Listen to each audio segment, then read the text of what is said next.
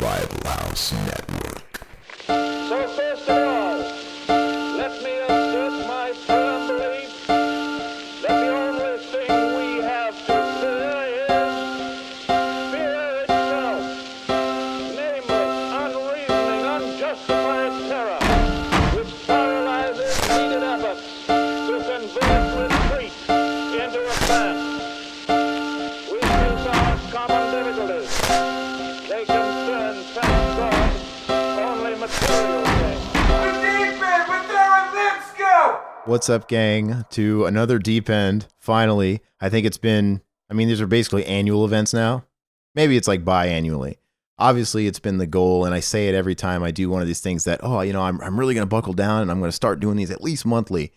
But, as you guys know, we do the regular shows, and we only have so much time. So we always get the BTM show up weekly.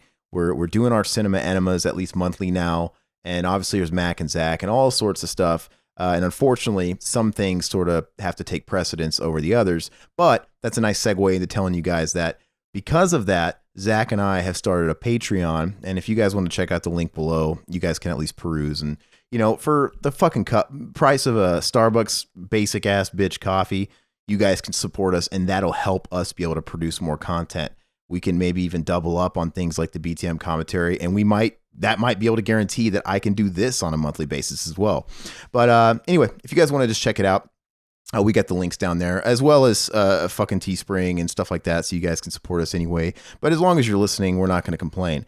Anyway, this Deep End is extra special because we got not one, but two meaty topics at hand that we're going to talk about. And what makes it even more special is not only do we have Zach, as with me as always is Garth, we have Riverman out of hiding. Hey, what's going on, man? Popped my head out of the river and I'm back doing a podcast with you guys. I'm excited. Yeah, I wish we could show you guys video because he's rocking out his fucking watchtower shooter glasses and his MAGA hat, and it's pretty funny. Zach, how you doing, man? You're quiet as a mouse. I'm dank. I ate a bunch of ice cream and I watched hours of Curb Your Enthusiasm. It was donk. Is that the new season? You watched the new season? Hell yeah. Yeah, I'm waiting until that finishes up so I can get HBO for a month. There's a great episode about a MAGA hat on there. Oh, it's just hysterical. I saw that. I didn't even watch the last season, so I got two to double up. Because you're a beta cuck. I need to. I love the show, man. I just it just passed me by in the last go around. But yeah, once this one's over, maybe I've never gotten a trial for HBO, so maybe that'll have 2 seasons to binge. That'll be time to do it like him. But Zach, I will let you know. I know it's been a long time, but this is Deep End, so maybe just gauge your troll, because we're gonna talk about some serious topics, right? And I know it's gonna be very tempting for you to make some all kinds of kiddie jokes, because one of the topics is the Rape of Two Corys documentary. I can't wait to discuss this. Oh, yeah. Obviously, you could be blue about it and we could all make jokes about it. And in fact, I'm tempted to, because, and it's not, I don't care to make fun of the topic because that's obviously heinous, but I don't mind ragging on Corey Feldman because I think he's a fucking joke at this point. And obviously the other thing we want to talk about is what everybody's talking about. And Corey Feldman wishes he had that much attention on him. We got to talk about the coronavirus shit. But I want to talk about the Corey Feldman stuff. Now, who here actually watched the documentary? Raise your hand. No? No hands? Okay. Can you watch it? Dude, no, exactly. The thing was a total shit show. So, obviously, if anybody's been following along with it, pretty much what everybody expected happened during this fucking live stream event, that he was charging $20 a pop. I mean, no, capitalism, right? let's capitalize my dead friend, because he wasn't really talking about, hey, these are the people that rape me. No, the whole thing was about, these are the people that supposedly rape my best friend who's dead now, who can't vouch. And this is all like secondhand source stuff. And I'm not saying that discredits Corey Haim. I'm not saying he's a liar. That's right. His friend can't buy all the hookers and blow with that money. Fucking Corey needs it. But Riverman, isn't it kind of scummy that he's monetizing that? Oh, it's horrible, man. Yeah, because I think I watched like 10 minutes of it because somebody was streaming it for a little bit before it got cut off. And yeah, he was basically just talking about Haim the whole time, and he was talking about his death and when he got the phone call and how upset he was and blah, blah, blah. It's like, you've been rehashing this shit for like 20 fucking years. And that's another thing too. from what I heard, when the thing finally got up and it aired, there's nothing new here. And I'm trying to search, like, okay, well, who the fuck did he dox? Like, what were the highlights? I've typed in Rape of Two Corys highlights so many times. You can't even call it dox because dox implies there's proof, and he released evidence. It's just hearsay. Exactly. And that's another thing. That's what makes it so illegitimate is the fact that, like I said, I'm not saying Corey Haim lied. Of course not. But this is his story, right? And the fact that it takes away a lot of the power that he might have because it's not his. It'd be different if he was saying, hey, look, these people touched me and I'm fucking calling them out right now. That's a little different. And he's putting his money. But, dude, he's fucking. That's like, I don't know. I'm trying to like equate it to something else. Like me making a documentary about Zach watching somebody fuck his sister. Oh, yeah. In the back of a truck. Like he did. Wasn't my sister. It was my friend's sister. Well, yeah. But the whole thing is I can't find anything. And I think it's hilarious that not only did this blow up in his face, but at first I kind of thought it was planned. I'm like, oh yeah, when he put out that website, dude, where he said, yeah, the hackers don't want the truth out. Yeah, to build more hype, right? I think the Illuminati really wanted to stop him from showing it. It was the Wolf Pack, he said. The Wolf Pack. It was the same guy that stabbed him, though. Yeah. Think about it. So the hackers wanted to take it down, and then they announced a double airing. Like, hey, we're going to get this up, and then we're going to re-air it in 2 days. Is that not the oldest trick in the book to gain more hype and then add a new date, to draw in people? Like, well, this must be hot. Mm-hmm. But anyway, I guess it did air, and people watched it, but clearly nobody cared. Not only did he get outshined by fucking coronavirus, dude, that's so funny, by the way. He put his heart and his soul and all his money and all this shit. And he's been talking about this stupid stuff for 3 years. And then coronavirus happens. And it ruined everybody's party. I mean, I was supposed to be in Europe right now, but it rained all over. It shit rain all over his. And the name project he put out was a name everybody already knew. Dude. With Charlie Sheen. So that's bullshit because I got to say this. I'm looking up, like I said, I've been on all the big magazines that have tried to cover it, and they're not saying anything. None of these articles are saying anything that we didn't already know. There's like literally all they talk about is Charlie Sheen, which, by the way, that came out last year, not from Corey Feldman, mind you. It came out from like another friend of Haim's. Yeah. And it was in like a book. I think it was also in this guy's book. But now I don't know if maybe Corey Feldman didn't realize that, and maybe the documentary was already in motion at that time, and he stole his thunder. I don't fucking know. I bet you when that guy started talking to the media about Charlie Sheen, Corey Feldman's like, fuck. He probably knew that was his biggest name, but he didn't like let it out because like, yeah, I'm still going to put it out, and that'll just be, they already know it, but, they can't bitch at me because they already paid to see it. But what's funny is he's acting like it's a revelation and it's never been. But dude, this literally happened this past year, and Charlie Sheen was already kind of chased down by a couple of TMZ type people, and he was denying claims. He went into hiding. We basically started staying with Martin Sheen to kind of get out of the public for a little bit, and it all blew over. He's like, well, I've got AIDS. Okay, you're good now, buddy. Right? You know what I mean? It's just that whole thing. But no, actually, he came out with the HIV positive thing first, and then he said, he diddled. But yeah, that was the big one. And I'm like, well, there's got to be some other people. I'm looking up, and who else did he dox? Because it can't just be Charlie Sheen. Fucking the kid from Friday the 13th Part 5. Yeah, the fat kid. Yeah, so I knew that fucking guy couldn't be trusted with that chocolate lolly. Oh, that movie's great. Mm-hmm. But we kind of know, didn't I hear about that somewhere else? Yeah, he said that on Dr. Oz. Yeah, so the other people he said, yeah, okay, for right now, I'm looking at rollingstone.com, for example, and it's sort of an overview of it. And it's, look, okay, they focus a lot on Charlie Sheen, and Charlie Sheen was quoted as saying, this is what Charlie Sheen said. He said, basically, I can't find the quote, it's somewhere here, but he said, consider the source, is what he said. He said, these sick, I'm going to do a Charlie Sheen voice. These sick, twisted, and outlandish, he sounds a lot like Corey Feldman now, allegations never occurred, period. And then he also said, I would urge everyone to consider the source and read what his mother, Judy Haim, has to say. I got to say, now, we're already in just a name-calling fight here. It's a he said, she said. To be fair, Corey Feldman got all his information from somebody else. So I'm not saying it's not true, but how much weight? His weight is just as much as Charlie Sheen's weight here. And Charlie Sheen makes a valid point. Consider the source. Neither one of these fucking guys in play here are sane. They're both out of their mind. Dude, fucking Corey Feldman, not to fucking shame anybody, he looks like he's ready to be buried. Oh, yeah. Look how much makeup he wears, dude. He looks like he's formaldehyde up and all this bullshit. He looks weird. I can vouch for Charlie Sheen. I've hung out with Jeffrey Epstein. I've never seen him on any of those like Lolita Express. I've never saw him on any of those. Have you guys, this is a total side note, did you guys see that video like a handful of years ago where this is after Charlie Sheen's downfall from 2.5 Men, when he just randomly came up to a guy's car in the Taco Bell drive-thru? Hell yeah. No, Oh, God, it's so funny. This is when he lost 2.5 Men and he was just on this big downward spiral.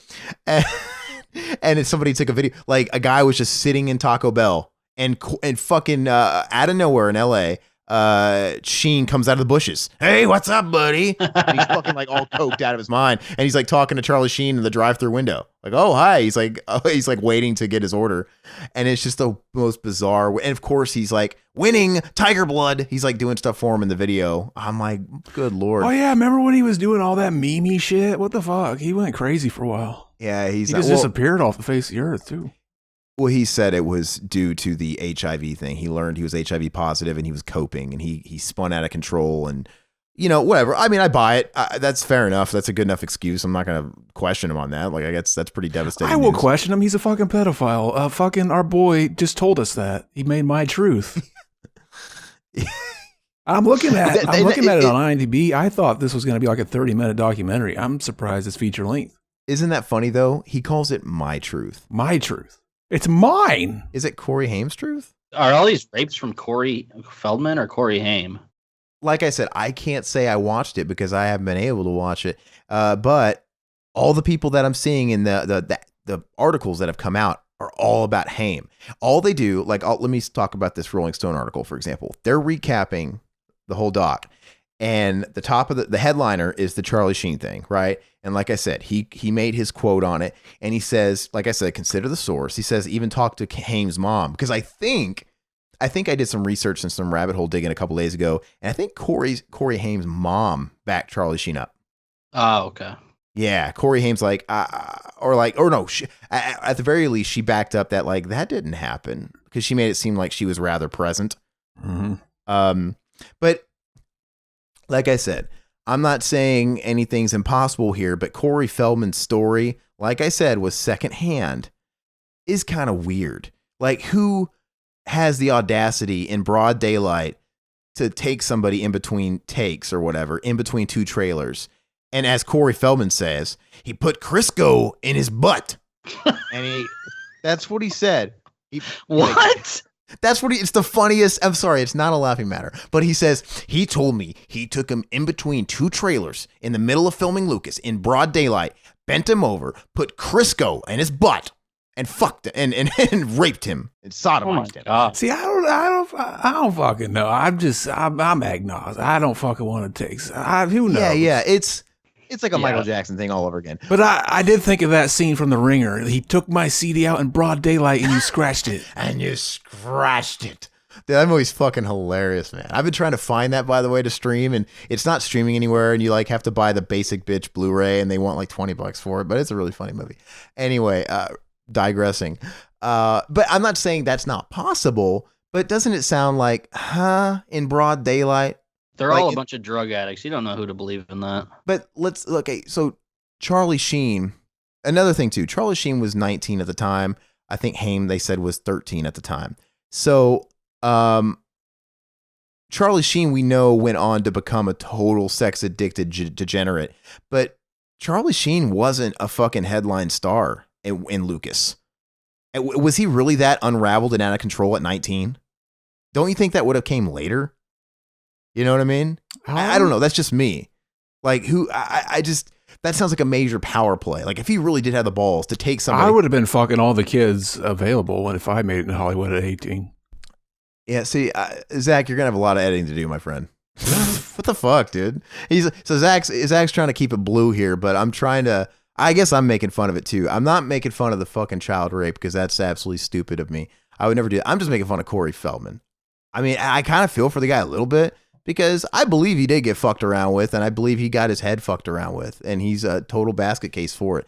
I just think that doesn't take away from the fact that him doing this whole campaign and promotion for this documentary is just sleazy. No, It's absolutely. sleazy. I mean, he's mentally ill. I mean, I'm sure he got fondled with and all that other stuff. And he says Michael Jackson didn't do anything to him, but that's hard to believe still. If he was mentally ill, he'd be making better music. All those fucking, people with bipolar, they make good music. He's not that. I did see him in concert, by the way.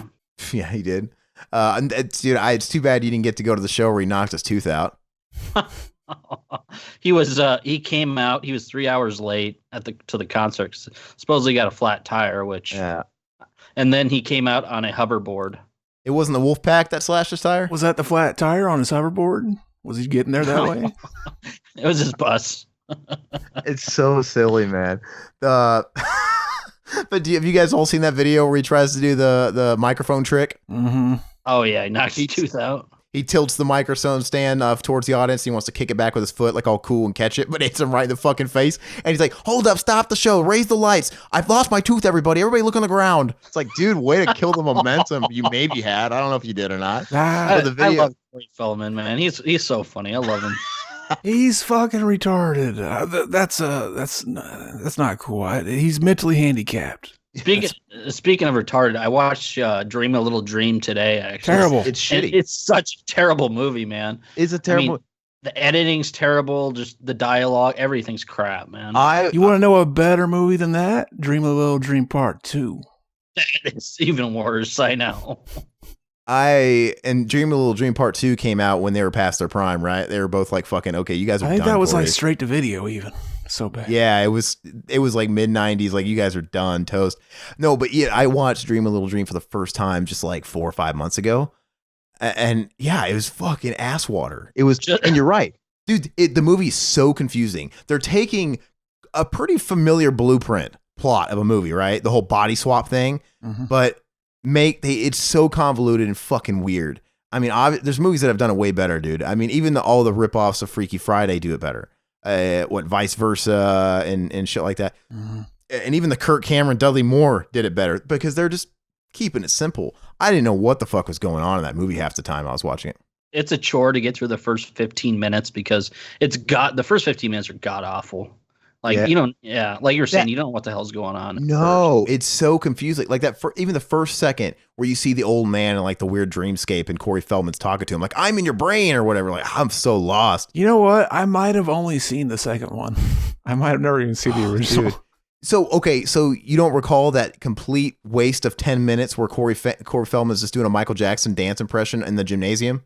Yeah, I don't think I saw the original. I just saw the second one. Riverman, is that scene just not the most ridiculous thing you've ever seen? Like, it's terrible. He's trying to impress. Is it mentally handicapped? Dude, this girl he's trying to impress that actually likes him in the movie is way too hot for him, man. Corey Feldman, let's face it, man. He's a weird looking dude. Oh, he's sex personified. But there's this whole scene where he's meeting this girl. I want to say he even steals this girl from like, one of his best friends. Or something like that, right? So he's a fucking kid that got molested, and he fucking steals his friend's girlfriends. How do you trust this guy? I don't know. But he has her meet him at the gymnasium after school. And when he makes his appearance, he's in the bleachers, the little steps. And he's decked out. He's got a glove. He's wearing a fucking sparkly glove on one hand the whole movie. He's got his like rhinestone encrusted Michael Jackson jacket, and he's got the socks, and he's got the hat, and his hair is like Dangerous era Michael Jackson, right? That's kind of odd. That's like is very odd. It's odd from like a standpoint of like he got molested, and then he gravitated towards a pop artist who had all these all that shit about him molesting people. Dude, it was a very, very unhealthy level of idolization, man.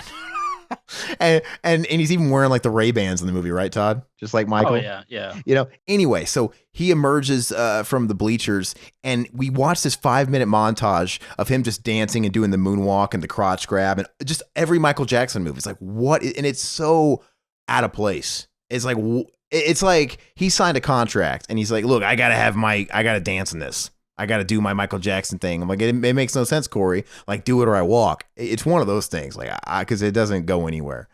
And it's long and it's painstaking. It's fucking stupid. But anyway, back on the documentary. I guess apparently all I can see is that he did the whole thing with Charlie Sheen. He denied it. And then all everybody keeps talking about is Feldman previously identified 3 other, and it goes into the people he docks on Dr. Oz. So I'm like, so this whole, did he talk for 90 minutes about Charlie Sheen and Crisco in the butt? I saw Bob Saget's name was trending on Twitter, and that was supposedly, people are saying that came out in the Corey Feldman doc, which I don't think was true. I don't see it, man. No, I don't either. I think somebody messed up in that, but I just saw Bob Saget's name was trending on Twitter.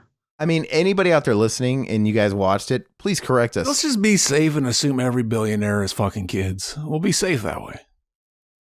Well, but if anybody out there seriously watched the documentary and we're missing something, like, did he actually call out anybody that we don't already know? I mean, did he actually?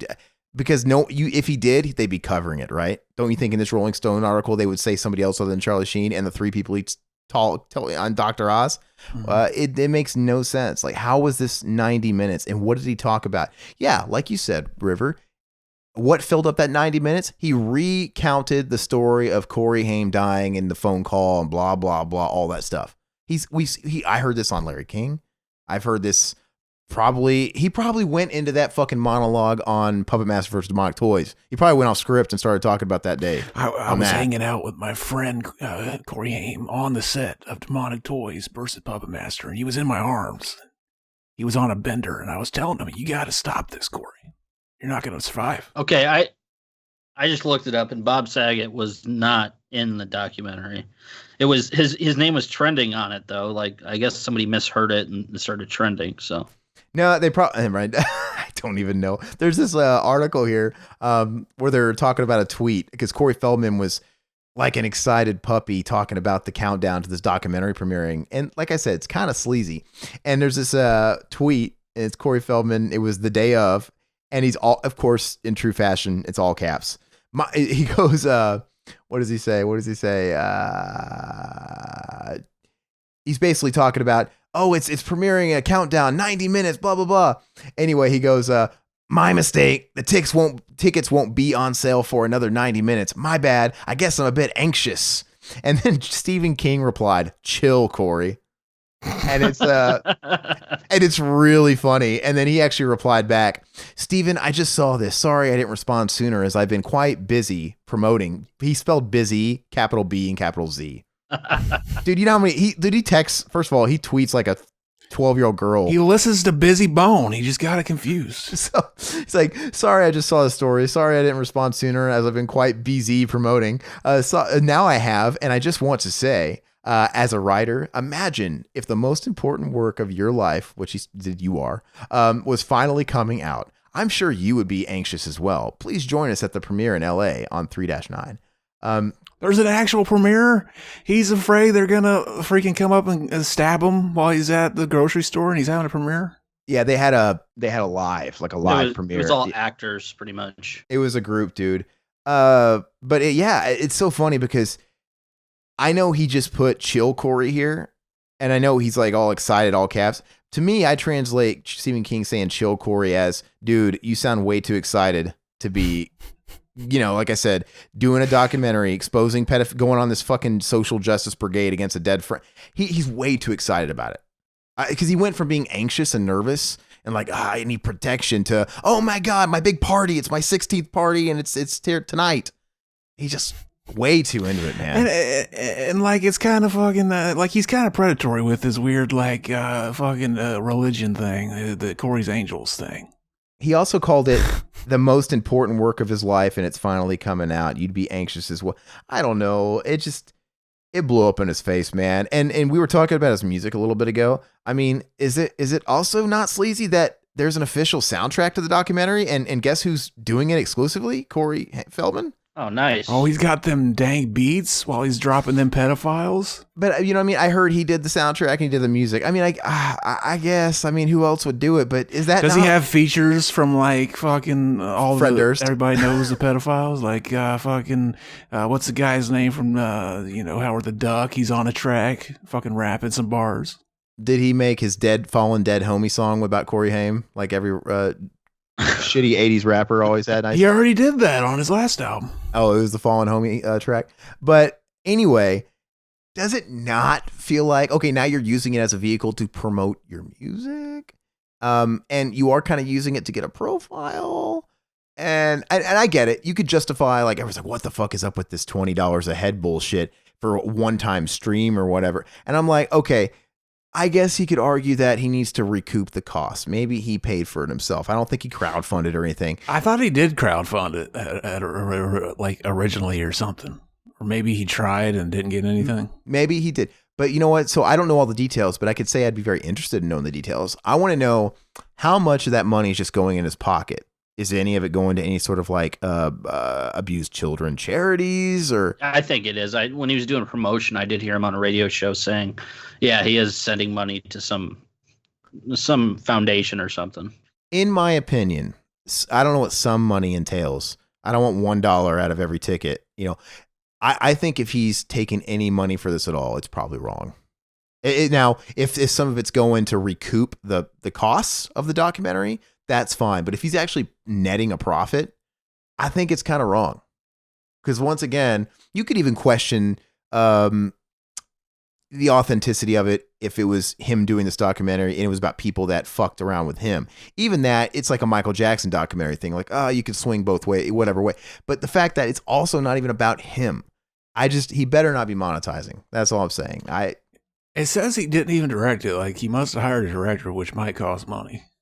Yeah, like I said, I mean, if it's all going to recoup that stuff, I mean, whatever. But it is what it is. I mean, the guy, people might ask, and I think even he was kind of using this defense, like why would he be making this up? It's like, this would be making me a social pariah, and it would cast me out of Hollywood. Bullshit. This guy's got nothing to lose. It's, you know what I mean? You're like, cast out of Hollywood already, baby. That's what I'm saying. So here's my thing. Prior to this documentary, he was getting jobs made for sci-fi channel movies like Puppet Master versus Demonic Toys. Now, I think if he was in Dwayne Johnson movies or something before, yeah, him coming out with this documentary would not put him on that level anymore. But you know what? I still think even after this, he's still going to get the phone calls and get hired to do Puppet Masters versus Demonic Toy sequels, right? Stuff like that. Because shitty budget movies like that, they can only afford so much, and he's still a name. He's still something. He'll still get that work. So basically, he can only win from this. He can only win, and he has nothing to lose and everything to gain. And it's also funny, too. Like, I watched him on a really big New York radio show. I can't remember what it's called, but it's really big, and they always post videos on it. Jim and Sam? No, it's not Jim and Sam. I know Jim and Sam, but it's a different one. But anyway, maybe it was Jim and Sam. Yeah, he was on there. That's the one I heard him on. Oh, when he had his fucking Mangel on there with him too? Like, she's doing all the interviews with him? Yeah. And she's like speaking for him and stuff? He's always so combative in interviews. He's very combative. And like when she was speaking up, he like basically said, babe, calm down. I got this. This. Dude, it's like they're almost like getting an argument. What if he tells her that before? Like, I'm going to say I got this and tell you to stop talking, but never listen. Just keep talking for me. Isn't that funny? Like, first of all, I'm sorry. My lady wouldn't be coming on that, and that's business and pleasure. Why is his wife coming with him there? And I get it. Even if he wants to say, I just support, this is tough talk. Great. Why is she talking though? She could be there. Why is she talking into the mic and interrupting and actually giving her 2 cents? And I don't know, man. If I was Jim Norton, I'd be like, I don't really think I want you answering the question, lady. I mean, this has nothing to do with you. Like, I'd rather hear from the guy. I mean, I'd rather hear from the guy that also doesn't have any credentials talking about somebody else's rape. But I guess she has just as much credit too as he does. Like, I want to hear. Yeah, the Crisco in the butt thing was just a weird quote from that documentary. That's what I keep hearing. You got to have something to lube up the cock in the ass. Like, the ass isn't naturally fucking wet like the giant is. It is. I know it's a serious moment, but it really ruins it because that's what's going around. I think it's the main headline that people are getting is the Crisco butt thing. And because I watch it and he's trying to be heartfelt and serious, and I know he is. But when he says he put Crisco in his butt and he sodomized him, I'm like, oh God, it just sounds like a punchline at that point. Yeah, that's horrible, man. But, it was also cringy. It's always been cringe when they talk about just the two Coreys when they were at their prime or whatever they call it. It's always, even when Haim was alive, the way they referred to that time period was always just self-indulgent and cringy and all that shit. Like, remember that there was this one quote where they were talking about, we used to talk about, oh, we're bigger than the Beatles. We were bigger than the Beatles, bigger than the Beatles. I'm like, you guys were never fucking bigger than the Beatles. Ever. Did you ever watch the two Coreys reality show? It was awesome. Yeah, I watched it. And it was hilarious. All his bitches did was cry. All I remember from that was like he was yelling in his wife's face. He was like singing to her. He's like, yeah, yeah, yeah, yeah, yeah, yeah, yeah, yeah. His wife was way too good looking for him too. Yeah, she ain't with him anymore. But apparently she backed up. It's so weird though, man. So she's backing up the stuff he's saying, his ex-wife, in the documentary. But once again, she's yet another person removed from it, right? Of course. I mean, during the marriage, he's going to talk a bunch of stuff that he heard from this person, and she's going to like that. She knows nothing else. It's like, yeah, I heard him say all this, and I believe him because he was my husband. Of course I'm going to. She's ultimately saying, I definitely believe Corey believes this happened. Yeah, that's really all you can. You know what I'm saying? Like, bottom line is, Corey Haim is not here to be in this documentary. Yeah, you can't really say it happened. You can't say it didn't. No. You don't know it. It's really, really, really. Can you imagine the Leaving Neverland doc if it was like the cousin or the best friend of the kid that was saying he got raped by Michael? Nobody would give a two fucks. But continue. It was weird, like when everybody was coming out and saying like, "Oh yeah, this is an open secret in Hollywood. Fucking Weinstein's an asshole." Why were you ever keeping it a secret? That makes me lose respect for you in the first place. Like, why was this ever a secret worth keeping? Yeah. There's sick people out there. Yeah. Well, I thought he was gonna throw under the bus people that have been long, like a Joel Schumacher, right? Because it's been long thrown around there that Joel Schumacher. I mean, obviously, there's nothing that's, we can't put him in court, but it's been one of those things that's gone around the scene and stuff, and people have said, I wouldn't be surprised if that's for the sequel. Well, yeah. The rape of two Coreys 3. He spells it 2 with the number 2. So the rape of 3 Coreys. How would you call that sequel? How would you stylize the title? The rape. 2 Corey. 2 Corey. 2 Feldman. 2 Haim. Too fast. 2 Corey. Too fast. 2. I don't know, but wait, Too Fast 2 Rape of 2 Coreys. I don't know, but yeah. Anyway, I wouldn't be surprised if you were in the inner circles of Hollywood. It would be like a Harvey Weinstein, like, yeah, we all know about Joel Schumacher, type of thing. But anyway, and I think I could have swore he hinted at that way back before the documentary came out, but he couldn't say. Remember, he's too scared to say names. He's like, okay, I'll give you one name. And it was somebody no one fucking knew from What Adam. The fuck is Joel Schumacher going to do? Is he going to send bad nipples after you? Yeah. Well, it made sense because, okay, so I think one of the theories is Joel Schumacher fucked around with Brad Renfro, right? Because they did the client. Allegedly. That's what I said, the theory. I didn't say he did. But that's like an alleged thing, or the theories out there that he might have fucked around with Brad Renfro because he's had kind of a reputation, I guess, and allegedly. And then Brad Renfro, he spun out of control and ended up dying early, right? Because he got into drugs. He did the whole thing. He did the Corey Haim thing. He got into bad drugs, and I think he was dead by the time he was like 19, 20, and he OD'd. So who knows? But all I'm saying is there's a connection because Joel Schumacher did what's the fucking movie with Michael? I Still Believe. Why can't I think of it? Come on, guys. Vampire movie. Fuck. Vampire movie. Fucking Corey Haim. Frog Brothers. Why can't I Bordello of Blood? What? Lost Boys. Lost Boys. Sorry, he was a vampire in that. That's the vampire movie you go to first. No, Lost Boys. I was just having a moment. But Lost Boys. Yeah, that's directed by Joel Schumacher. I'm like, well, Haim was on that. So he had almost like kind of hinted when he kept talking about big players. They're big players that are still active today. I'm like, it has to be Joel Schumacher. And apparently he was talking about Charlie Sheen, who doesn't have a career anymore. I mean, he's a little late to that party. Charlie Sheen was fucking over. He was doing fucking iPhone shows in Taco Bell parking lots now. So Charlie Sheen's The Chase is amazing. Yeah, dude. I did like that back in the day. Oh, The Chase? Is that the movie he did with the girl from Buffy? Is that who is in that? Yeah, that's a guilty pleasure. It's Right not a around great the store movie. with the Butterfinger. Yeah, I haven't seen it in a long time. I don't remember anything about it, but it was written by the guy that did Detroit Rock City. yeah. I think he might have directed. I think it was his first feature because I watched it a lot like 6 months ago on Prime, and I kind of like went down the rabbit hole just like looking it up because it's a good movie. It's not a great movie. It's one of those guilty pleasure good movies. It's fun and it's a real quick. It's got a real good pace about it, and it's just cheesy and everything. But regardless, yeah, I mean, I don't know what else we could say about this. I thought he was You're gonna. not allowed to like it anymore, though, because Charlie Sheen might be a pedophile. He might have given a bunch of people HIV too. There was all that. Isn't it? People kind of slept on that too. Like you thought that was pre-Me Too movement, but like no one gave a fuck. Like man, he was. It's not a crime unless he knew it while he was did. giving it to him. Oh, well, that's a crime then. Yeah. I don't know how he got out of that. I think the people have to prove it. Like the people that I don't know. You would think a timeline would prove it because like he comes out saying when he had it, and then like I think one of his girlfriends went on the Howard Stern show and was talking about it. Like, yeah, I'm fucking pissed. She got tested and she was clear, but anyway, it's definitely a crime in California. But I digress. I don't know.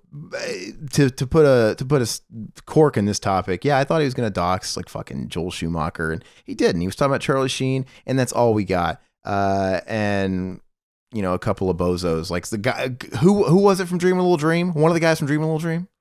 Who was it? He I think it was the guy from Friday the 13th on that one, maybe. Yeah, I didn't know the other ones. And then another guy was the same guy he, I think, said on Dr. Oz, which was his old assistant. Because, back when he was a kid, he probably had an assistant that was, older than him. But all this stuff is just, it's so stupid, man. I mean, like, at this point, you got nothing, dude. It fucking, any chance you had at any, like, credibility died with your friend. The last thing I saw of Corey Haim was Crank 2. Oh, yeah. Amazing film. Yeah, it's not good. Crank 1's good. But anyway, like I said, this is a nice way to segue this into the other topic is I just thought it was kind of funny that it's like the Michael Jackson when he died effect. I think, who was it that fucking Farrah Fawcett? Farrah Fawcett died the same day Michael Jackson. And I remember Farrah Fawcett passed away first.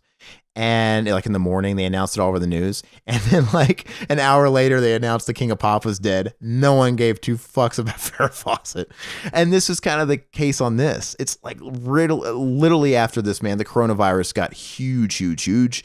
And it's just nobody's reporting it. There's too much money in reporting about the coronavirus, man. No one's wasting their bandwidth talking about the rape of two Corys, right? By the way, I mean, plus, if people got to see it, I'm sure it'd be a little bigger. Yeah, I mean, who knows? I mean, I question first, to put a cork, I question why he was going the streaming route. Is it because there's no way he didn't shop it around, like to a Netflix or somebody to air it? Of course he did. So I'm thinking, okay, would someone like Netflix just not touch it because it's just dangerous territory, given the Michael Jackson documentary, right? HBO got so much backlash for that, and they ended up pulling it.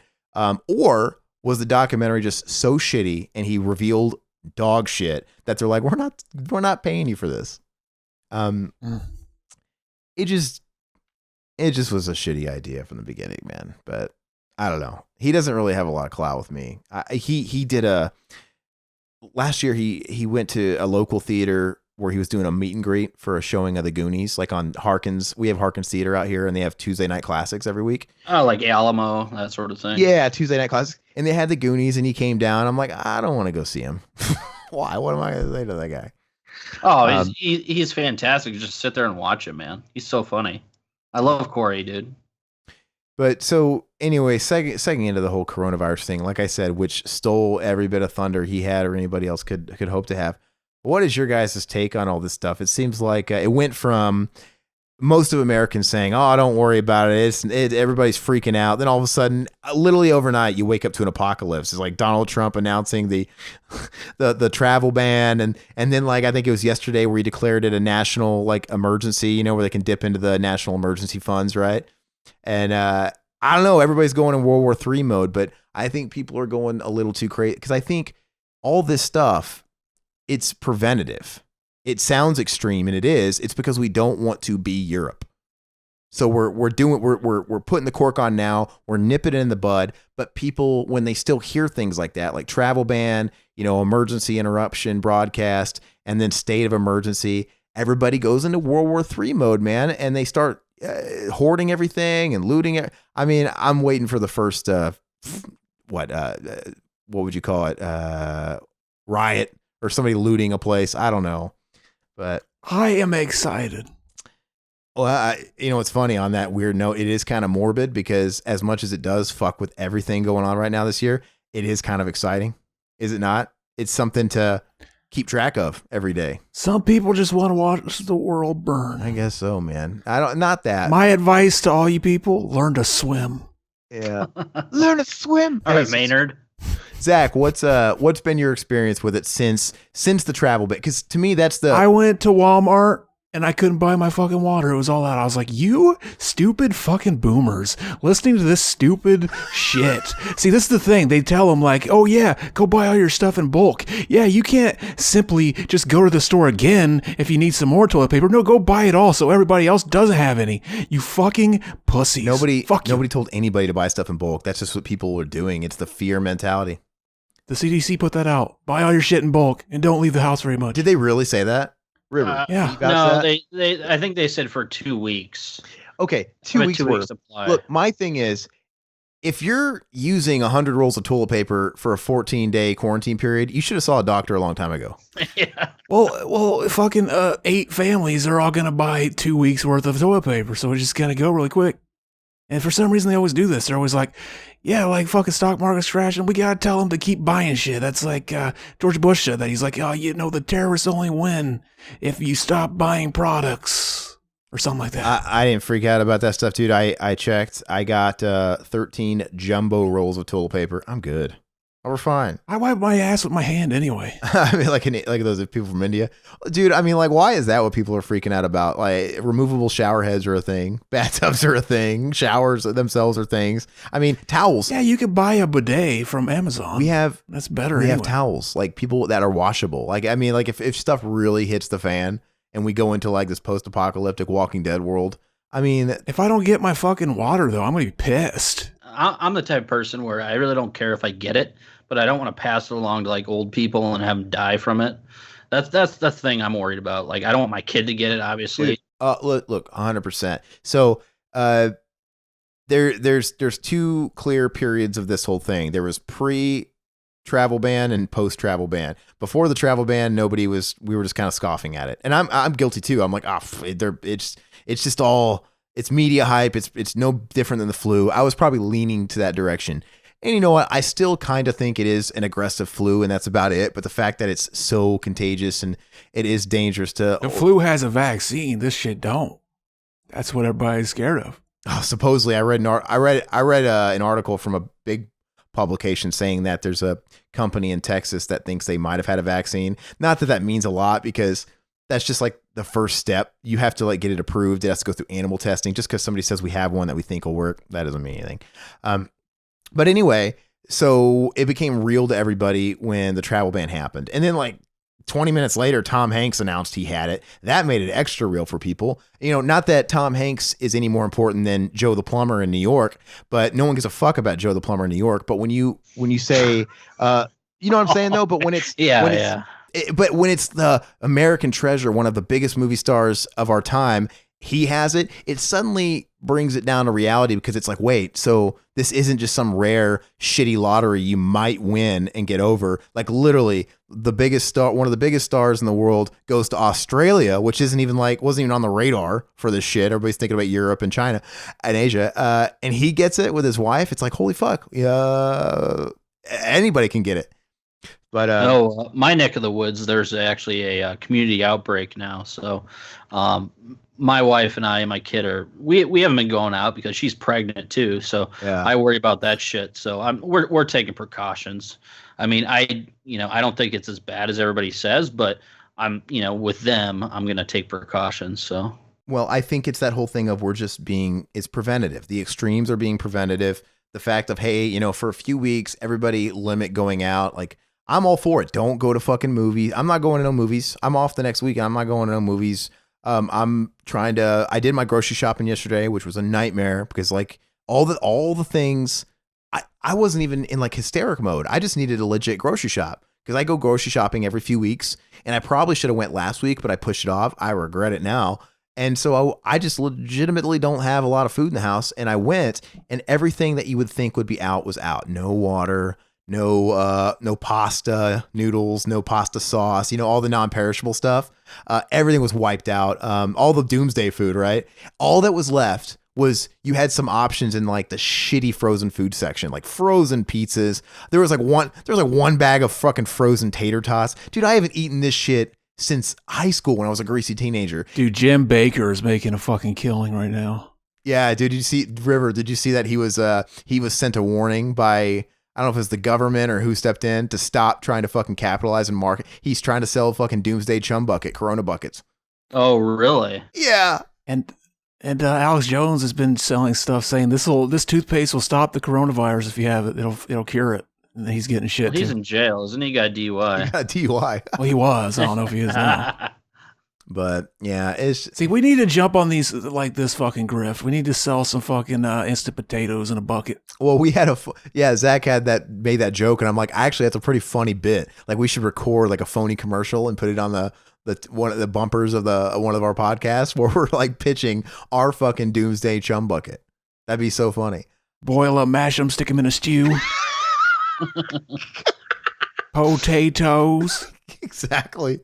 So the whole thing is silly though, but yeah, they were out of everything. And so I had a moment with this dude. I was in an aisle and this guy was like looking just as distraught as me, like just blown away. And I told him, I was like, he clearly was frustrated as well, and we're kind of both in the same section, and I'm looking at this one bag of tater tots, and I'm like, dude, I haven't fucking had to eat this bullshit since I was 16 years old. He's like, this is absolutely asinine. He's like, they have left us with nothing but the shittiest food in the world. Like, we have nothing. Like, same thing. You live in the old people capital of the world too. They all moved there when their bones get creaky, so that they all fell for this shit. Well, I mean, so they come out here, they're about ready to leave because we're getting warmer, right? They come out in the winter. Plus, they can't learn to swim, like I said. Dude, but everybody that had groceries when I was there was kind of like me. They were settling for food. I do the same thing yesterday. I had to fill up my deep freeze full of crap, like frozen burritos and all this shit. And I've been on a diet, and I can't go to the gym because that's like the worst place to go. Yeah, well, a lot of gyms are closing too. Yeah. So frozen burritos are donk. Dude, I'm the same way. I just sort of I'm accepting that this next week, I'm on vacation. This next week, I'm just probably going to get fucking fat because I'm going to have to like maybe do some home workouts. I can't go to the gym. I didn't buy a lot of food, but I bought enough food to last 2 weeks just in case, because I don't really want to go anywhere for 2 weeks. I kind of want to quarantine myself the best I do. I don't want to fucking go out and catch anything. I never go out anyway, so yeah, and I work from home, so it's like I'm probably pretty good off. But anyway, so I did. I bought a couple of frozen pizzas. I bought that fucking sole bag of tater tots after I got done complaining about it. I'm like, fuck it, I'll buy it.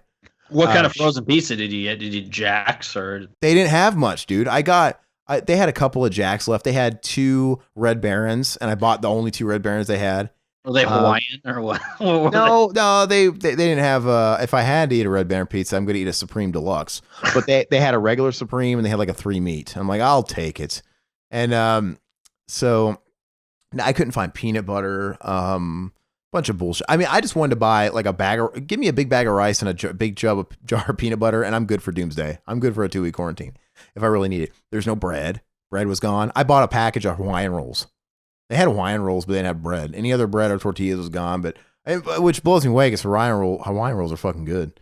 I don't know why people wouldn't eat the fuck out of those.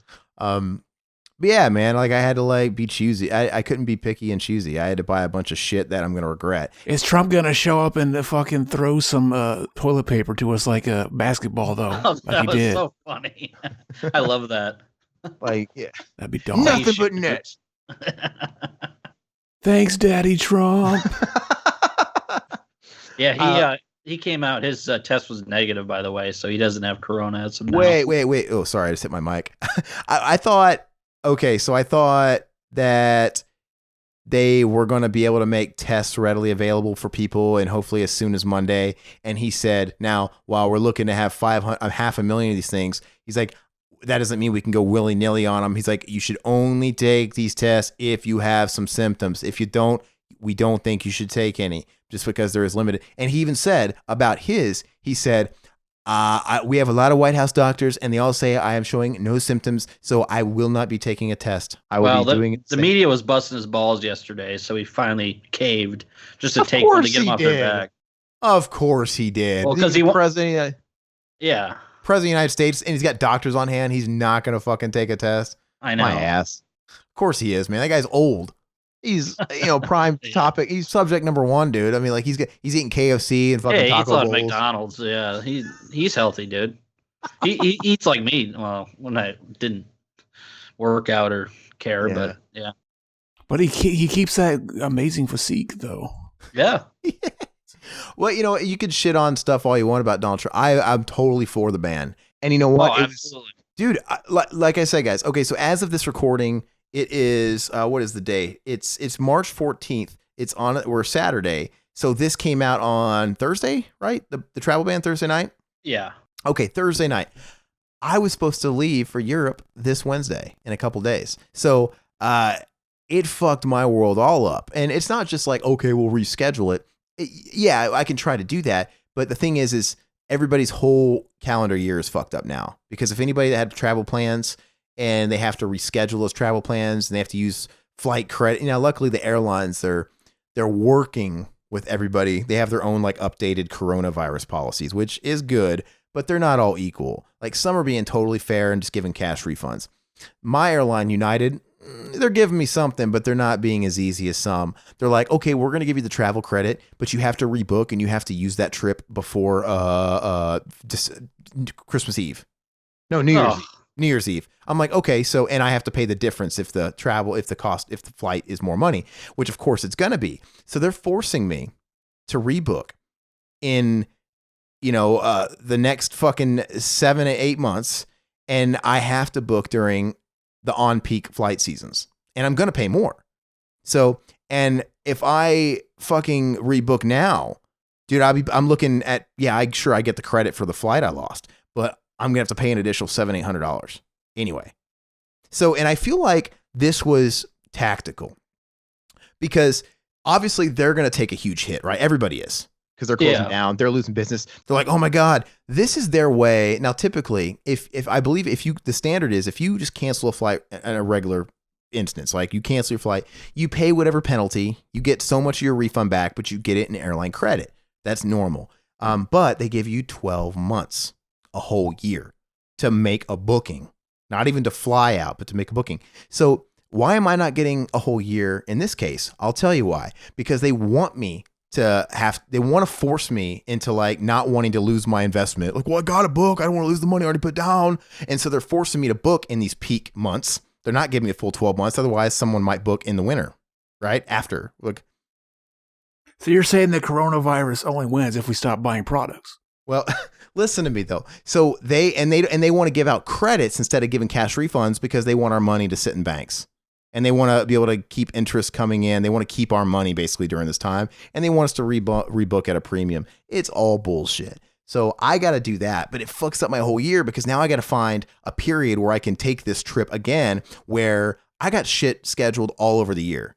So it's like it just derails other stuff. And who knows if this corona shit still is going on like strong in 3 months and they start canceling other shit. Like what if I book my flight? Okay, I have a free window here. I'm going to do it. But in a couple of months, they cancel an event that I had in the summer and they rescheduled it when I'm going to be gone again, where I rebooked the, you know what I'm saying? It's just fucked everything all up. But even with that said, I was relieved when they made that announcement because I think it was the same day where they announced it was a pandemic, right? They deemed it a pandemic, right? CDC. Yeah.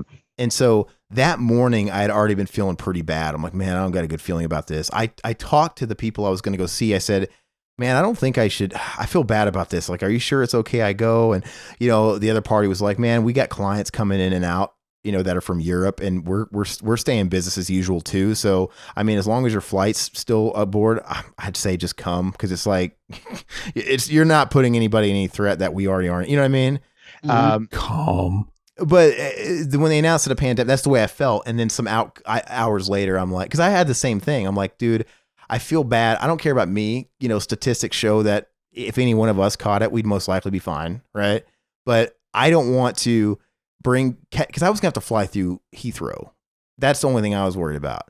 Heathrow and being in that plane. Like, last thing I want to do is go give it to because that some of the company was gonna be older people. Like, I don't want to give it to them. I don't want to bring anything back, and I don't want to. I might be okay, but I don't want to give it to some random guy, old man that's at a bank or at a grocery store I go to, and they can't fight it off. Yeah. I don't want to even be somewhat connected to anybody dying. So the responsible thing is to hang back. I mean, just like you said, Todd, with your kid and your wife. I mean, I don't have a kid or all that stuff, but it doesn't matter. It doesn't have to be my family. Yeah, so. Absolutely. And I think they closed they put the ban on the UK today. So today, so that's when they announced the European. Riverman and I were talking when they were doing that stuff in real time, and I was like. He said, yeah, putting a ban on all Europe. And I was excited because I'm for this because they need to make the decision for people that are conflicted, that have money, because people have money invested. And when they put an official ban, that at least relieves people of the pressure of deciding, of having to throw away money or throw away or maybe it's for business. Yeah. But when they make the decision for people and the government shuts down stuff, that kind of puts the airlines in a place to help people out. Then you feel like, okay, I'm doing the right thing. I'm going to get my money back. They've taken us out. Sometimes I'm glad they told us what to do in this situation because I was feeling pretty bad about it. But then they announced, with the exception of the UK, I'm like, motherfucker. Like, you put it back in my lap. But I still called up. I'm talking about Randall. I mean, I had him on the Deep End, director, on an earlier episode of Deep End last year. But I was going to see him and do some work. And he's like, I called him up before when it was just the European ban, but the UK was cool. I said, all right, well, I'm not going to come because I know technically UK is still on. But I said, let's say this stuff's been changing so drastically with every day. I'm like, the last thing I want to do is fucking, even if I told him, I said, even if I was going there to stay in a cave secluded and I wasn't going to get anybody else sick, because that's number one. Like, I still don't want to fucking go in the shit. But even if I was going there and staying in a cave in London, I don't want to get stuck there because this stuff is evolving every day. And sure enough, just a couple days later, they canceled UK. So hypothetically, if I would have flown out a couple days ago, I would have been trapped there. Yep. Maybe. Right. And they might have let you come back. I don't. But they might have. Well, I mean, the thing is, they don't do it abruptly, right? He even said in the European ban, it starts Friday, right? They give you like a day or something. So I was looking on Instagram and stuff like that, and there's a lot of people that they had a window when the ban was going to happen, and they were flying people home early. People were flying their kids home early that were stuff like that. But you know how hard it would have been to get a flight. Like, if they announced out of nowhere, yeah, in a day we're going to cut off UK too, I'd be like, what the fuck? I can't. And Ireland is where I was going to be. And they not only do they shut down Ireland, but they're getting hit with it too. Like, I think there's 5 p.m. curfews. They're shutting down all places that pull over 100 people. I mean, I just would have been there in quarantine, and I probably wouldn't be able to fucking go home. And it would have been a nightmare. And even if they would try to get me home, it would have been a nightmare. Just if you've ever dealt with TSA or embassies or any of that bullshit, it's not worth it. It's just not worth spending 3 days in an airport. I would have ironically become Tom Hanks in The Terminal, that shitty movie. Nowhere to go. Hey, that was a good movie, I thought. I liked that movie. It's not a good movie. It's fucking I saw it in the theater. I liked it. I don't know, but obviously I made the right choice because I think we all saw that coming. And why? Actually, I was rolling my eyes and kind of scratching my head at, like, why is UK the exception? And my only guess is, like, does he have some kind of impending trade thing going on where he really wants to just keep that open? You know, something. Well, I don't think they're in the EU anymore, so I think that might have something to do with it. But yeah, speaking of this, they ended up closing all the schools here where I live for 2 months. So yeah, luckily they have daycares open, so my kid still has daycare as of now. If that gets canceled, then I'm pretty much working from home solid. Well, I bet you they will, man, because my girlfriend, she works for a daycare too, and they shut her. It's funny, they didn't even communicate with them. Like, she learned through a parent. Like, at the end of the day, like, oh, so next week, huh? Like, that's gonna be rough. Like, what are you guys talking about? And the parent had to show them the email that they were communicated, but none of the staff. Oh, and like, oh, we're not working next week. And of course, it's a daycare, right? Like, it's she works for Montessori, and Yeah. Oh yeah. dude, they're not paying them. They're not doing the right thing and paying them. I get it. It affects everybody, right? The businesses don't want to fucking be financially hurt by all. I mean, this is how recessions start, right? Yeah. This is how recessions start. Because I get it. If a business was to pay everybody for this weird, unexpected event, they're gonna probably hurt. The people hurt. A lot of people that work in childcare are basically paycheck to paycheck, right? They're not making a lot of money. Yeah. So it's kind of unfair. But I work for a big bank, right? And so, obviously there might be some downfalls to corporate America, but there's some upsides. And working for a place like that during a time like this is an upside because they're being really cool, man. I mean, I believe they're offering, if you're affected by the coronavirus, they're giving you they're paying you for a couple of weeks, just emergency pay. It's not coming out of your vacation, none of that stuff. I think right now they're making everybody for the next few weeks work from home, right? It just they're really taking the precautions, and they're not going to let anybody drown, right? But maybe a big bank has more money to throw around than when we all get off work and we need our UBI. What are you guys going to do with your Yang bucks? I need that $1,000 a month. Oh yeah. But anyway, so I'm buying Coke. Riverman, I dollars to donuts. They're gonna close your kid's daycare. It'll happen. It's irresponsible if they don't, to be honest with you. But I know, but it sucks. And what they're doing with her is, they're like that. The email that they finally got, it said, if you have sick time, vacation time, you can use that. Which of course she's like, that's fucking bullshit, and it is. But like, what they did is, they gave a list. They said, chances are a lot of the parents are going to inquire about people babysitting for them because the school shut down.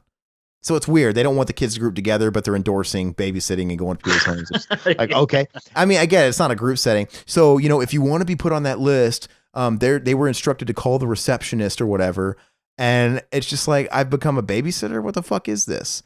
But it's just, it's weird. I mean, I would imagine they're probably going to do that because, those people that work at your school, Todd, they're not going to have supplemental income. They might be fucking babysitting. You never know. Not having paid time off is biting us in the ass now. That's crazy.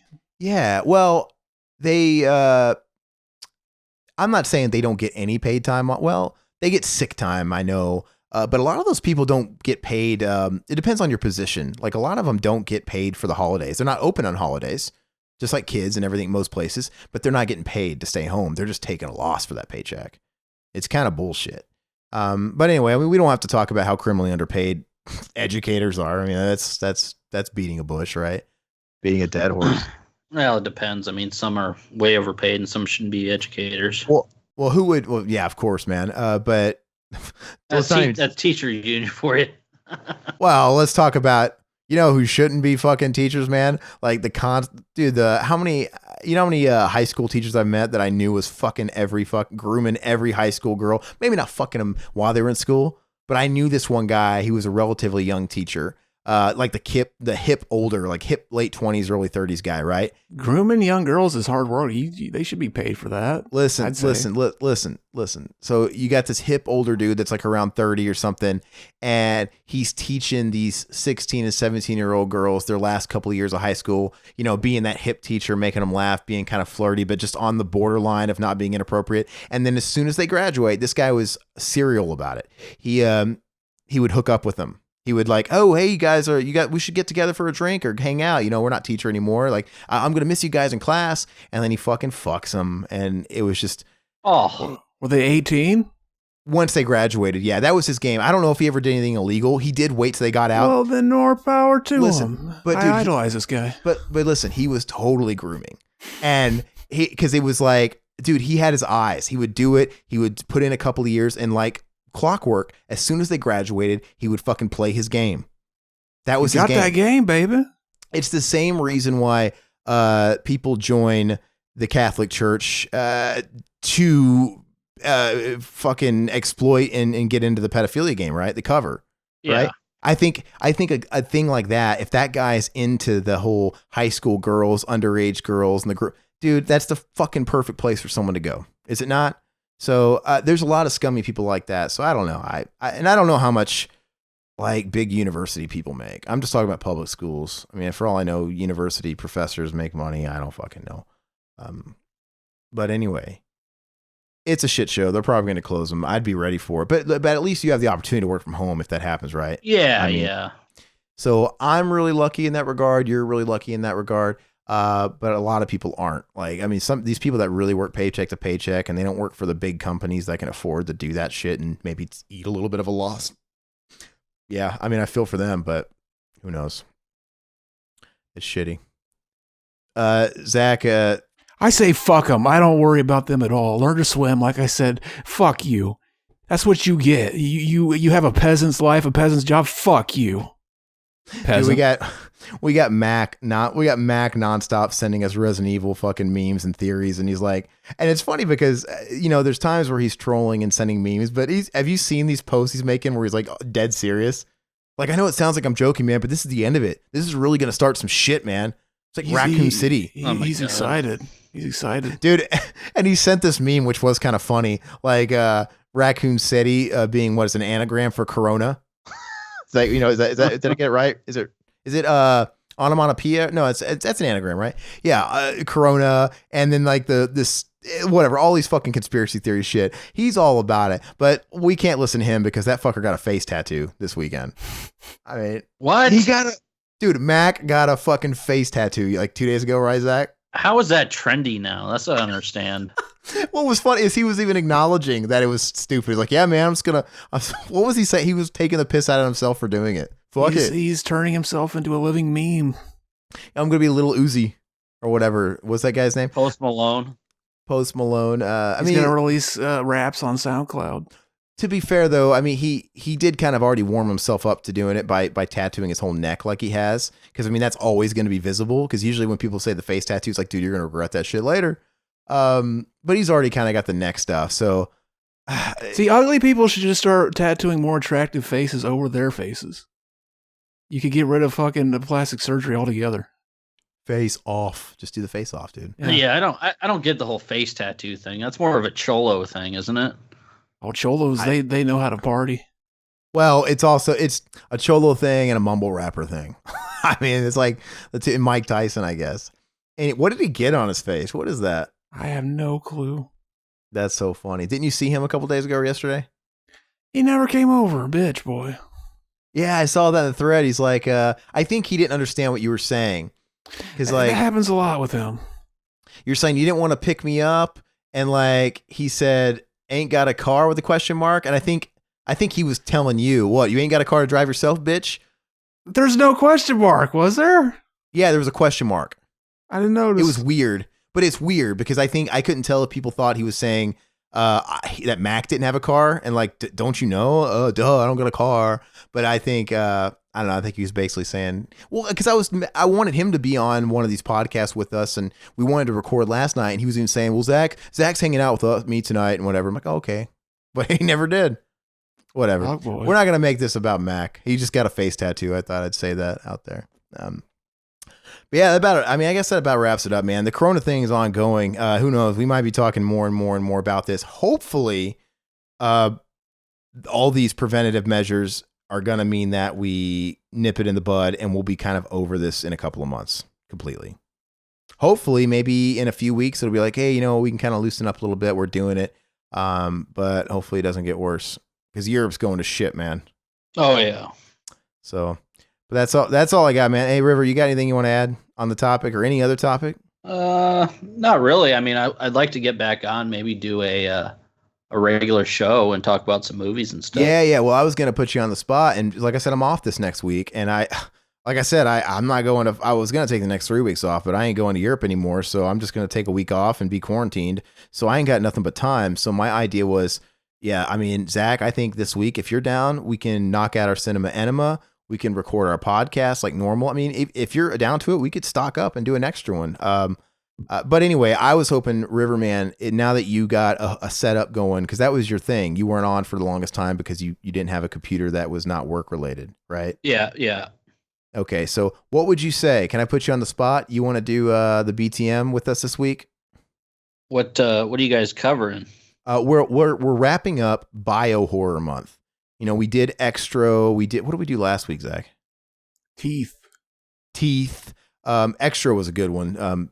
But the thing is I think the next one has to be our live commentary, because we're doing a live commentary once a month now for the Patreon. Anybody wants to join Patreon, but it's going to go up for everybody else anyway. And I think The Thing is a good one to do for that, because I think we have The Thing and we had like one more option. But I think that's what it's going to be. Do you want to do something like that with us? Yeah, I'll do something. Are you thinking about doing it maybe next weekend or during the week? No, well, this is going to be something that has to go up for this week. So here was my idea. If we're doing a live one, we have to do that earlier than the Wednesday. Now, if Zach wants to do it like that and that's not too overloading, we can fucking do that Monday. We can do that Sunday. I don't care. We can do that a couple days. Or if you just want to do our regular commentary and do the live one, but the live one doesn't go up till next week, you know what I'm saying? We could be super flexible. But we have to get at least a regular episode in, and I think we have to try and record that at least by Monday. I'm kind of calculating for Zach, I think. I mean, like, is that like kind of like the deadline to be able to get it out in time? Mm-hmm. So I'd be down to do tomorrow, Sunday, or Monday, whenever. I mean, would you want to jump on?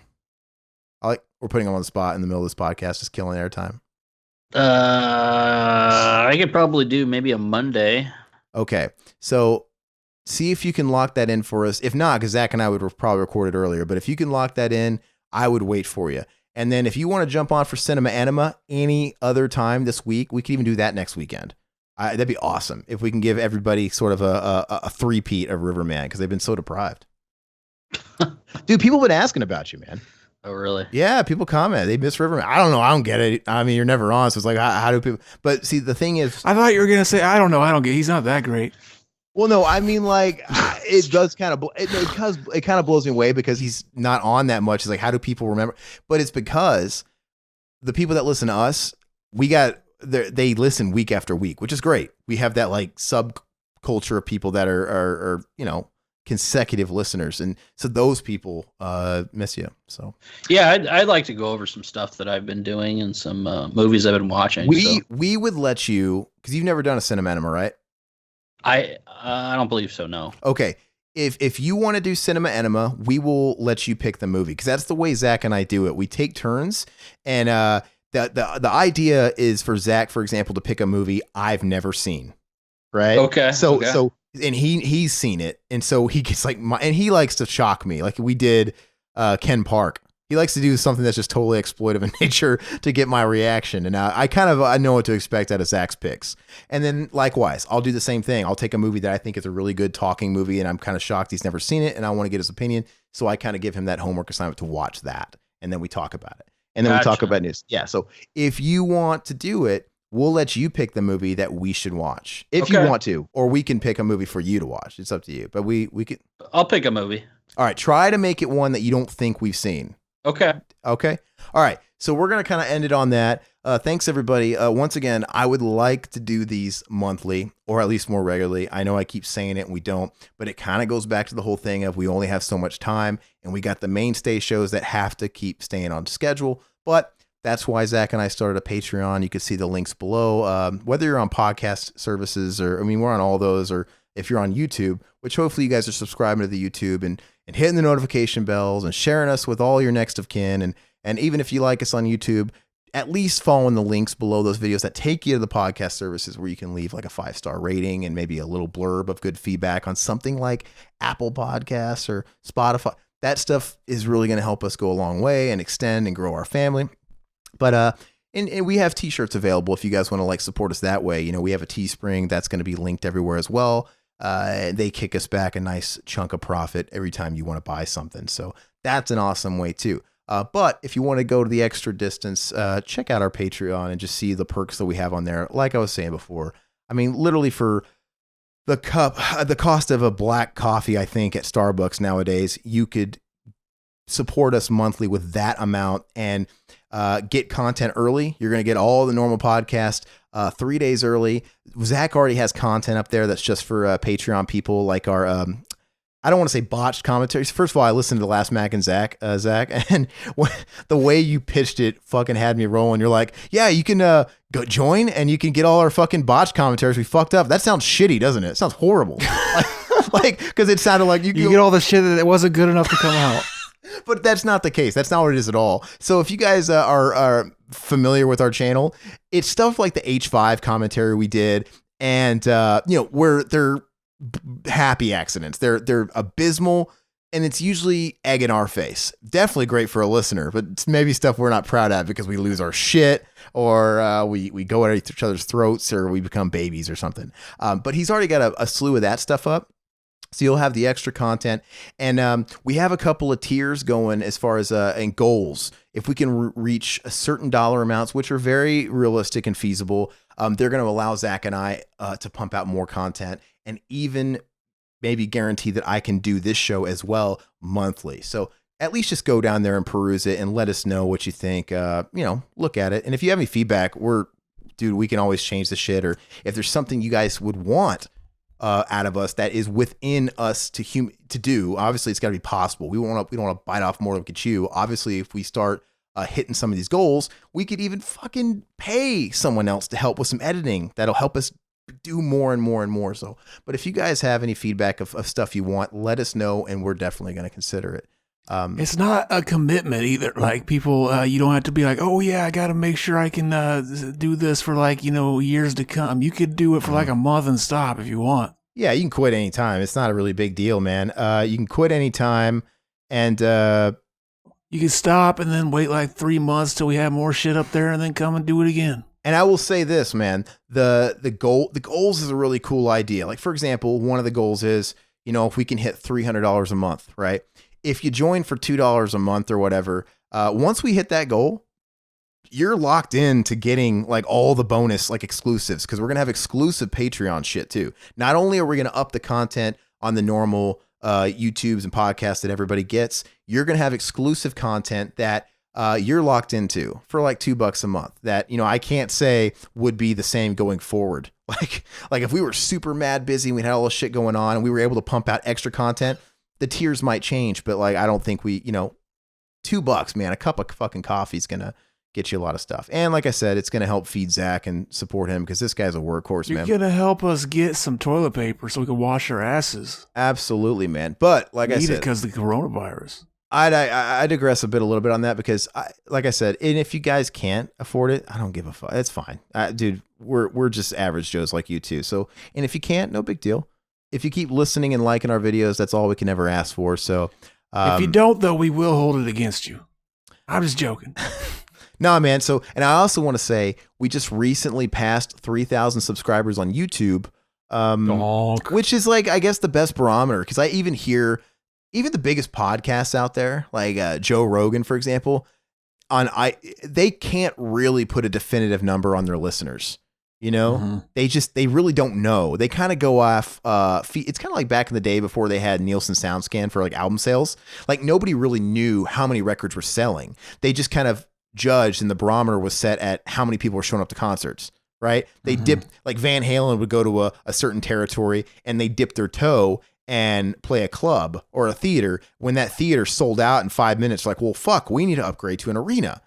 That's another thing that's got going bad because of the coronavirus. All these bands are like, they don't have any way to make money because their tours are. Yeah. So everybody's affected by it. So, and that's another thing. Before they made the announcement that the travel ban was a thing, I was even telling Randall, right? Because we were going to go see Napalm Death in Dublin. And he's like, oh, man, hopefully they don't cancel. And I'm like, I don't think they will. I mean, they're canceling. At that point, they were canceling big festivals, film festivals, music festivals, a lot of tech exposés like E3 and all these conferences and South by. So, and I'm like, even then, I'm like, I think they're canceling that stuff as a good example because, hey, you know what? We want to like not get thousands of people together. It's probably the responsible thing to do. And we're a big festival, so we have insurance, and they all have insurance attached and stuff. So they're most of them are not going to take a loss, except for Cans. I hear Cans refuse the insurance, so like they're going to be out a shit ton of money, and they're being stubborn about canceling. But I was like, yeah, but I really don't think these individual tours like a Napalm Death or these like punk bands and stuff that go out, they're probably just they can't afford to do that. So, but they're all canceling too, and not only did all these little outlying small concerts cancel, but Live Nation and AEW, they run almost every tour, right? Especially the somewhat bigger ones. I mean, Live Nation, Ticketmaster, AEW, they postponed every fucking concert going on. I think it's like the next 3 months. So that big Rage Against the Machine reunion that fucking everybody was pissed about because they're, $1,000 a ticket, they're canceled. Isn't that funny? It's like, oh, sorry, not happening. So I'm going to miss a couple of tours. Dude, they canceled the fucking Decibel Magazine tour. Did Riverman just fucking cut it? No, that wasn't me. Oh, Zach? I did. All right. Way to keep it light. It would have got cut out if you didn't mention it. Okay. No, it's okay. You can leave it in. But they canceled my Decibel Magazine tour, man, which is a bummer. They're probably going to cancel Testament. I think that is canceled. That fucking sucks, man. But anyway, yeah. So everybody's affected by it. Businesses are shutting down. Todd mentioned schools are shutting down. Didn't you say 2 months your public schools are shut down or whatever? Yeah, eight these weeks, kids yep. and all 2 months, and all these kids they actually get the benefit, I guess, and I read about this of making up the time at the end of the year online. So yeah, I believe so. It's the best of both worlds, man. They get their summer early, and then when they normally would have to make it up by going to physical school, they get to do it online and kind of like half-ass it and just kind of dick around, whatever. So it's a win-win for those guys. But anyway, the world keeps turning. Hopefully we get over it sooner or later, at least America, because I think we're in a better shape than like Europe is, especially, but hopefully Europe gets it in control because, man, they just have a lot more open borders, right? A lot more open borders. So I know Italy closed down and went on lockdown. Hopefully they don't have to do that with everybody, but maybe it's necessary. I don't know. But anyway, that's all we got, guys. Like I said, thank you guys so much for the support. We recently passed 3,000 subs on YouTube. That's awesome. I know Zach and I are just a couple of weird dudes that are an acquired taste, but we love all you guys that appreciate weird dudes. I mean, you're probably weird yourself. Let's be honest. But we appreciate all you guys that listen to us week after week. I put up a little thank you video because I think it's like obligatory. Like that's what you do on YouTube, right? But no, we really thank Zach. You're kind of like always coy about it, but aren't you grateful? Hell yes. I can't say that though. That's real Zach. I can't do that. I mean, there's a reason why we keep doing it. The older we get, the busier and busier we get. So it does get harder, but we still want to do it and we still have fun doing it. And like I said, 3,000 is a big deal on something like YouTube. I mean, like I said, we don't have a real barometer on what we pull on iTunes and all that bullshit, but YouTube gives us some numbers and gives us some data to follow. And I think it's good, man. For what we do, it's really niche. And there's people out there that it resonates with. And so we thank you. And I got to say, it's really cool because the second 1,000 of you guys that we acquired came faster than the first 1,000, a lot faster. This third 1,000 came faster than the second 1,000. So I feel like the next 3,000 is just right around the bend. I really do, man. But regardless, we appreciate every one of you guys. We're out. Keep following us for all the extra shit we got coming out. And yeah, that's all we got, man. Welcome back, River. Part-time, something. I don't know. All right. Bye-bye, puppets.